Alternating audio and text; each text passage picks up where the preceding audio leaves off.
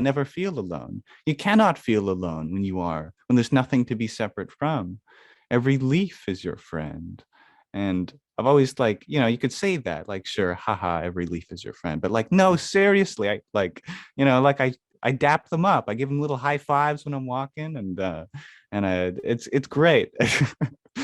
And I've had many friends come and go, many best friends come and go. And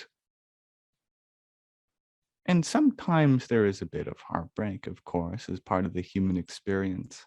But I've never been like mortified by it because, as I said, I've always had like the greatest friend there, the universe. And every being is simply a part of that great friend. I'm sure many people have considered this, and this is a very rarely articulated point, is that we kind of have archetypal friends. And when one friend leaves, that another friend fills their place, which is kind of like them. And we dream about them. And sometimes we get the specific people that fill that role confused. And say you have some friend named Ryan. But when you were a child, you had a friend a lot like Ryan, but that was, I don't know, Nathan.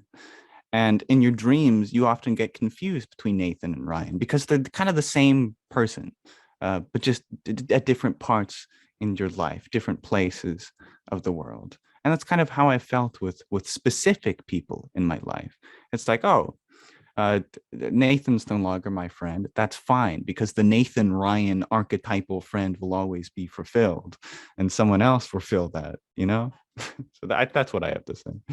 That's fantastic. I'm going to pass this back to Andrew here quickly. I just wanted to say that view is actually why I view death the way that I do, right? Like when we lose somebody, we're not losing that person. We're losing the expression of that person. We're losing that embodiment of that person. But the person that was there is the person that's everywhere, right? Like we're not losing them. It's just that perception that they were that specific character, right? So I just really appreciated how you put that. It definitely helps. And I know for myself, having a decade of like deep, dark depression, that was the insight that changed my whole life.